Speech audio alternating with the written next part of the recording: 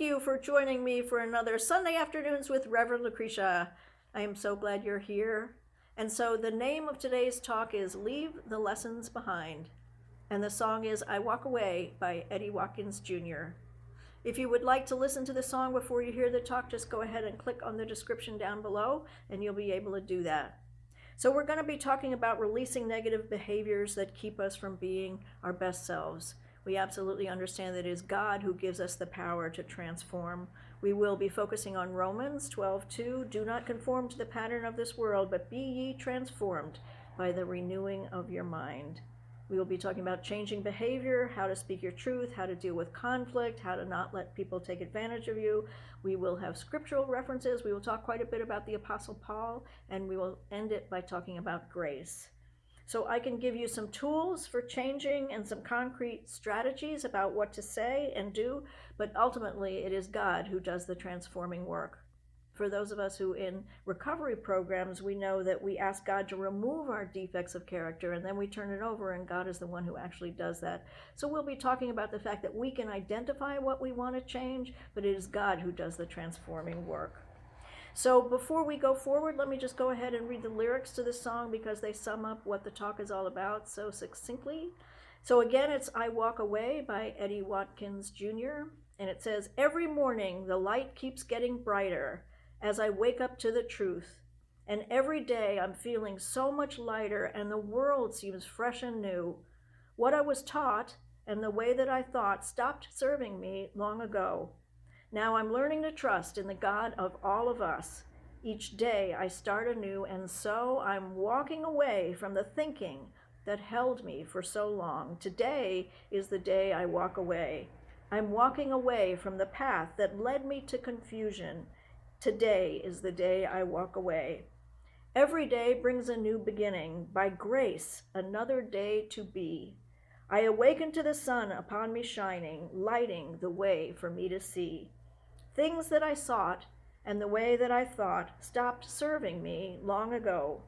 Now I'm learning to trust in the God of all of us. Of yesterday, I'm letting go. I'm walking away from the lesson that held me for so long. Today is the day I walk away. So I'm going to give you some tools and some tips and some strategies for how to change some of your behaviors. Let's talk first about how to change behaviors. And so the article that I found was written by Eric Zimmer, and he talks about the fact that the heart of living a good life is to choose how we want to behave and be able to follow through and do that. Changing behavior is a skill. It's something you can learn how to do. You will get better about it as you create new habits. So he compares it to the game Risk, which is about conquering the world, and he gives us 3 tips that we can use. The first is take small continents first. So most of us start off way too big. He says to start small and gain momentum. Sometimes people can't even start and they procrastinate because they feel overwhelmed or the goal is too ambiguous. So make sure that you're really able to define what it is that you want to achieve. And then he says just start with 5 minutes. Start really, really small. So it's counterintuitive, but motivation actually follows action. So a lot of times people think in their heads, when I get really excited and when I got it all figured out in my mind, I'll be able to do it. The reality is just start, just do something. And once you do something, you will gain momentum and keep on going. The next thing he says is concentrate your armies. We tend to go on self-improvement binges and we tend to take on way too much too fast. We focus on too many things. He says it's important that you try to change only one thing at a time, not on multiple fronts. Don't add another one until the first behavior is just what you do and it becomes part of you. Pick one thing to focus on and integrate that into your life and you can build from there. So in other words, say, today I'm going to give up sugar and just keep on working on the giving up sugar until that becomes an absolute part of your life. It's not something you question at all anymore. Don't say, I'm going to give up sugar, I'm going to lose 5 pounds, I'm going to go to the gym every day, and I'm going to put $50 extra in the bank. People get on these self-improvement binges where they try to do all this stuff too much, too fast, and it never ends up working. And he says, make sure that you focus on that one thing and build up consistency. Consistency is very important. The next thing he says is make treaties and alliances. So research has proven if 6 or more people are behind you, believe in you, and want you to succeed, that there is a 40% greater chance of success. So he talks about families that try to lose weight. So they get on the phone every Sunday and say, this is how much weight I lost, and they all keep charts and everything. And he says just the fact that they're all doing it together gives them much more strength. You can make dramatic strides and real changes in your life if you're doing it together with other people. So you can change your behavior and you can change your life. Use those 3 tips and tricks and it will be easier. So a lot of the people that I talk to and work with have trouble being authentic. They are afraid to speak their truth. So I wanted to talk a little bit about that. I found a website by a Taoist monk who is also a therapist, and his name is David James Lee, and he works with his wife, who is a feng shui consultant and also a therapist, and her name is Alexandra Lees. And so he says the Tao reminds us that we're always looking for masters and gurus, but we have to look inside ourselves, not outside ourselves, for all the answers. He says you have to touch the spiritual side of you. That is where the truth is. Speaking the truth is one of the most important spiritual things you can do. He says love and truth come from the same seed. I thought that was an absolutely wonderful way of putting it. He says you have to start out by being loving and truthful for yourself. You can't be authentic with other people if you're lying to yourself. And he says the big 3 lies that we tell ourselves are: number 1, I'm not good enough; number 2, I can't cope; and number 3, I'm unlovable. So you need to tackle that and come to peace with all that first before you're going to be able to work on being more authentic. He says, don't waste time wondering what other people want to hear. If you're trying to be authentic, it's not about what they want to hear. It's about how you are and what your truth is. He says that you need to live your life with a spiritual contract, and the 3 parts are truth, honesty, and integrity. He says it's actually self-denial when you're constantly chipping away at who you are when you're not saying your truth. Say your truth intentionally. You can say it kindly and gently, but say it authentically. Ask yourself what is more important, what they think about you, or you living in integrity and honesty and touching your spiritual side and being able to say your truth. Never compromise your self-worth for your self-comfort. So in other words, don't avoid a difficult conversation just because it's uncomfortable. Every time you don't speak your mind, you're compromising your self-worth. You are stepping away from your spiritual path. Don't ever look for the path of least discomfort, and don't ever be worried about pleasing everyone else. The more you do this, speaking your own truth, the easier it becomes, and it goes back to what's right, that you are living a life of integrity. Refuse to say anything in your self-talk that's not the truth either. Truth makes you feel exhilarated and like you have honored yourself. Don't worry about upsetting other people. You know, we've talked about it on some of our other talks, that what other people think of us is none of our business. He says also, speaking the truth brings in the law of attraction. So you're sending a clear message out into the world, and the universe responds to that. So be really sure that you're able to be authentic and say what it is that you really want.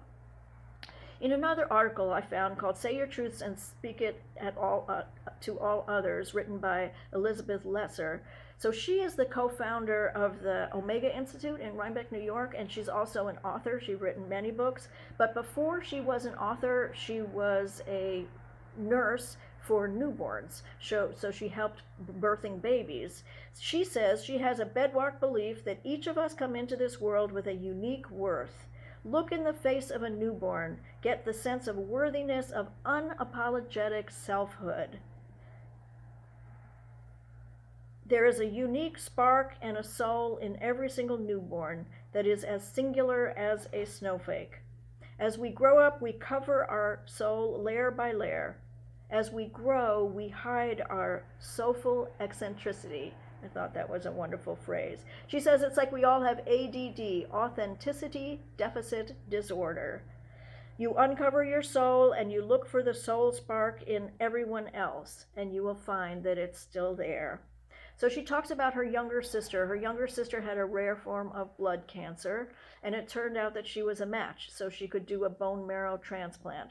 But she realized that as growing up, there was sibling rivalry, and that's a normal thing. But she said when she was reading up about the bone marrow transplant, she said that when she put her bone, her marrow, her cells into her sister's body, they could attack the body and they could reject the body. And she said before she did that, she wanted to go into therapy with her sister so that they could iron out all of the emotional ties that they had that were negative, so that they could bring themselves together in perfect alignment so that the cells could be received better. She really believed if we clean up our end of it, let the doctors do their end of it, we'll be better.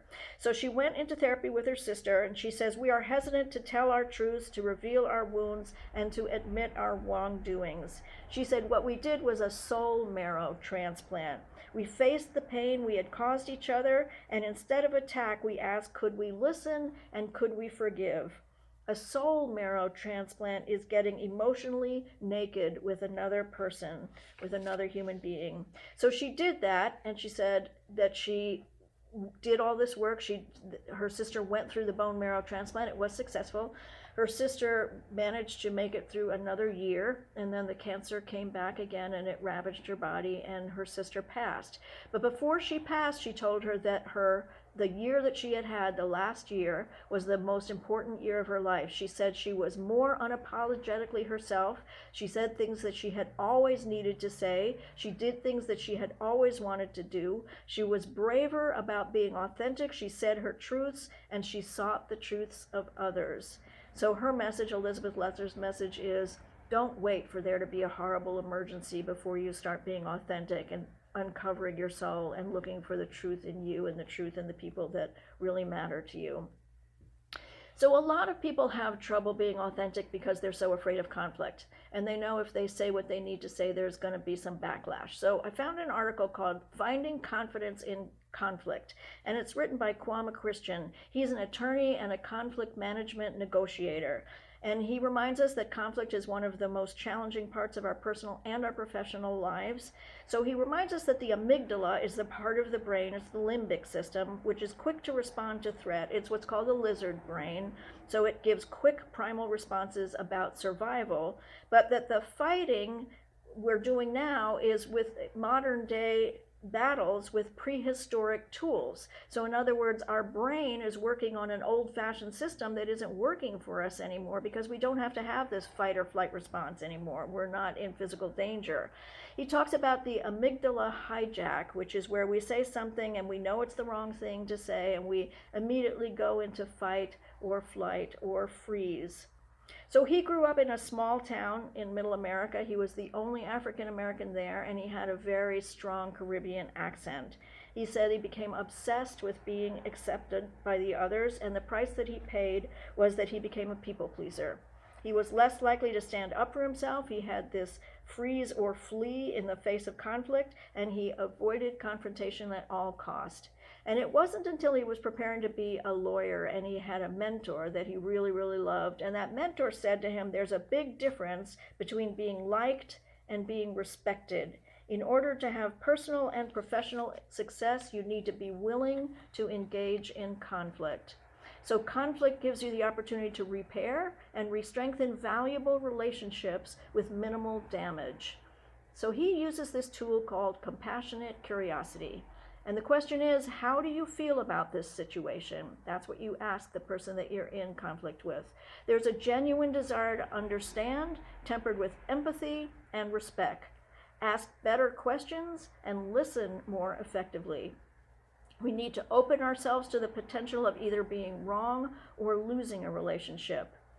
But he says this is important because if you use this tool of compassionate curiosity, you can tame the lizard brain. When you slow down and ask questions, it forces you to use the prefrontal cortex of your brain, and you go into logical reasoning.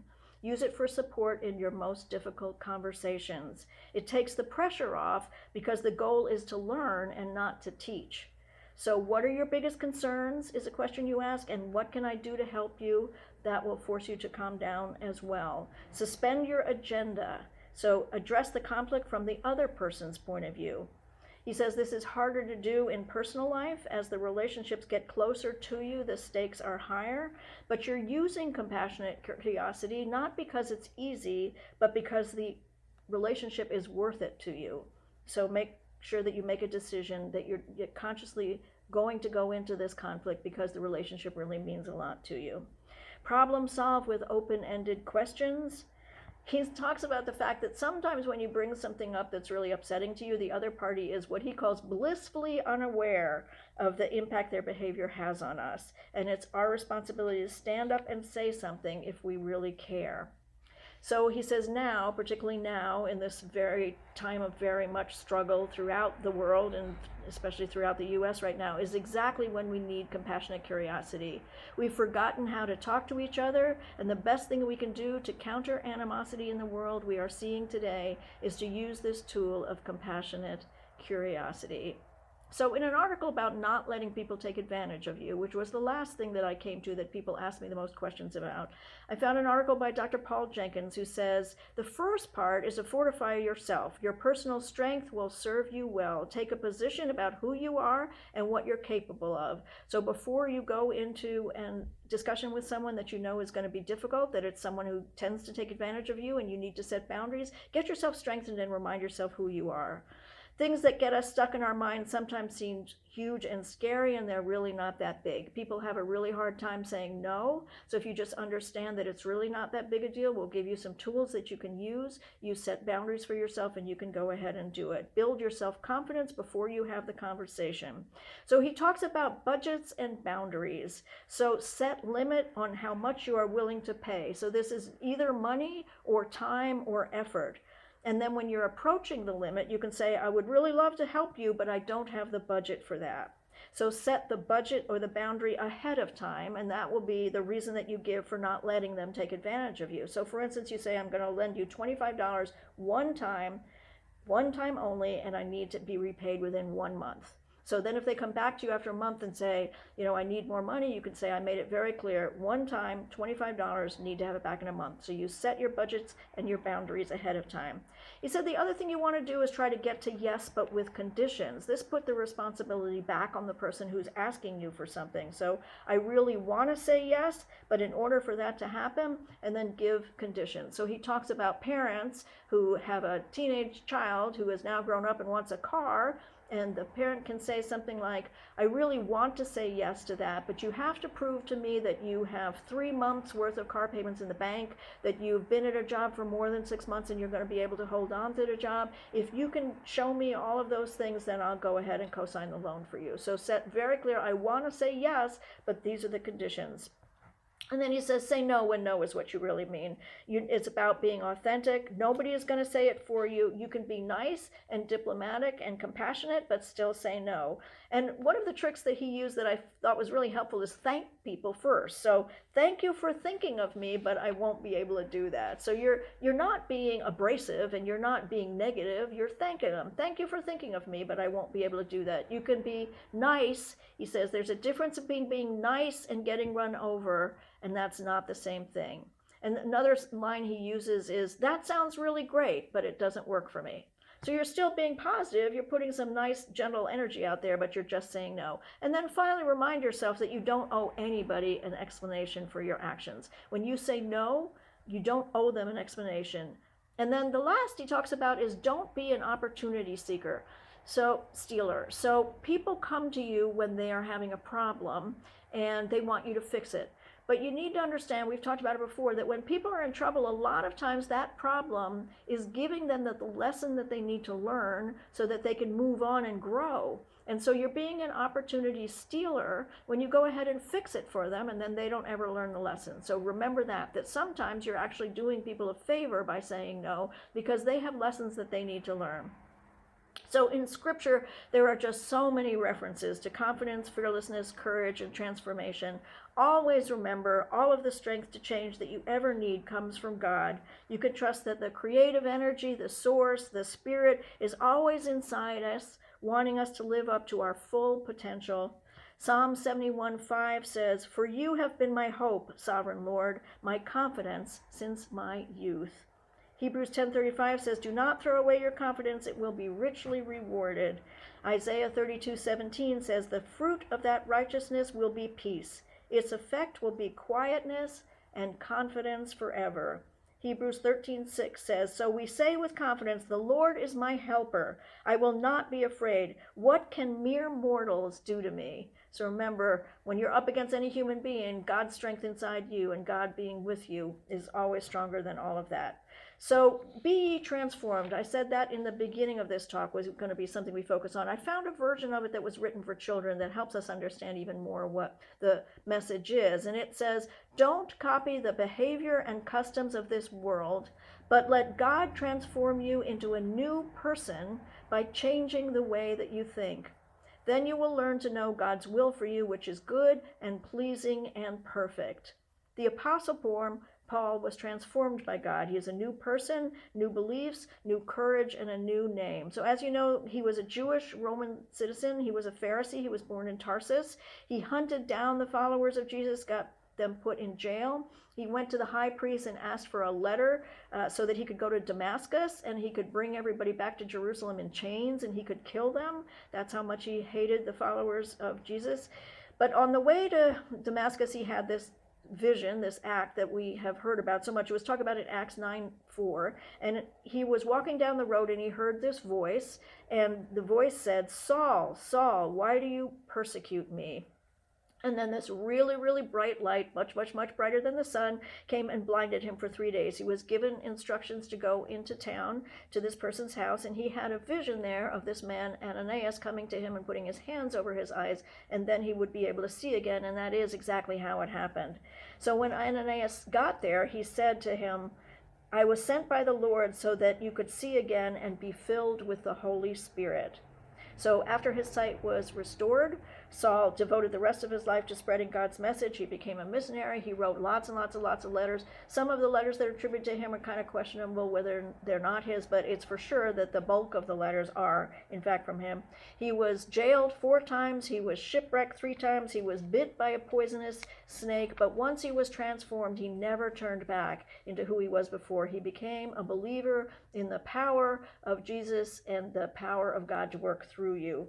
So Saul, the word Saul, the name that he was born with, means king or will. So human will, the ego, that large personal will that we're always talking about. When he became converted and his name became Paul, he was an obedient servant of Spirit of God, of the Christ, of the truth. So the meaning of Paul is restrained, constrained, reduced, lessened, made small.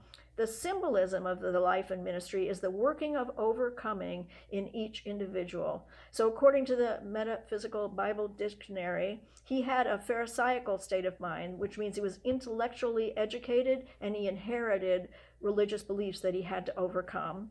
He had to do that by getting to the spiritual state of mind, which is attain real spiritual understanding through illumination by Christ's mind. Paul represents the word of the Spirit of truth, the power of the word, most active thought in our heads, the establishment of good throughout our being. In all permanent character building, the action of the will is based on understanding. Will is the very essence of that self-consciousness. So again, self-consciousness, ego, so the will is what it is that we need to minimize. The conversion of Saul was preceded by that great big white light, which is just a metaphor for God coming in and taking him over. After the discovery of the truth, there is wisdom that is greater than any personal will. And then in the Metaphysical Bible Dictionary again, it says, it should not be inferred that the will is weakened by conversion. It is made stronger in every respect. When the will is acting in harmony with divine law, its work is gentle, quiet, but steady and persistent. So the human will is, I want what I want when I want it. The spiritual will is, thy will be done. So Paul's fearlessness was the strong part of his character. To him, truth came first, and the things of the world came second. Paul's missionary work equals the work of truth, going into various parts of the consciousness, proclaiming the I am doctrine of Christ. Mark Hicks says, Paul is the most responsible for the Christ message reaching the Gentiles, the non-Jewish world. Before we are spiritually transformed, we in consciousness attempt to use our personal will to impose ourselves over things in the physical world. After transformation, we live by God's will. When we open our soul in areas where we are ready and with non-resistance allow God to work and keep in consciousness the truth that although we are not yet perfect expressions of our divine nature, we will one day be fully in harmony with divine law. So grace is the power that God uses to transform us. And so there was an article on grace that was written by Debbie Tyson on the metaphysics of grace, and she says, through grace, The Christ in you is the saving, redeeming, transforming power that enables you to rise and overcome and to experience regeneration in mind and body and spirit. Asking for transformation at the deepest levels of your being, the mental, emotional, and physical basis. The goal is the renewing and restoring of the mind to its original state, the Christ consciousness, the energies of the Christ mind. We can help accelerate this healing process by surrendering all personal effort for this restoration to the higher power within us. So again, we can change ourselves from the inside out. God's grace will work in us to transform us. We can walk away from any beliefs that are not aligned with truth. The way that I thought can be transformed so that we no longer have fear. Our highest priority should be authentic and living in truth, being able to say our truths and being emotionally naked with each other. So I had a podcast that I wrote called Scary Monsters Are Not That Big. And basically what it said was that I changed myself with the help of God's grace into a totally different human being, so that the I am is different. I was someone who was sick quite often, and I tried physical remedies and emotional remedies and spiritual remedies, and eventually one day, after a lot of years of prayers and grace and asking for God's help, one day I was transformed. And all of a sudden I knew I am not a sick person anymore. And my whole identification of myself changed. So I can tell you from personal experience that you can go through life, you take all the actions yourself, you do everything you physically can, and then when you are able to let go and turn it 100% over to God, God's grace will transform you into a completely different person. God's grace is more powerful than any other force. You have to be willing to let go of your ego and let God be God in us. Remember, at all times, the power is in you. And so it is. Thank you so much for joining me. If you would like to listen to the podcast, it is called Grateful Living with Reverend Lucretia. And if you would like to go to my website, it is Lost Inside Ministry. I thank you so much. Please share and click the little button. I send you on your way with many blessings.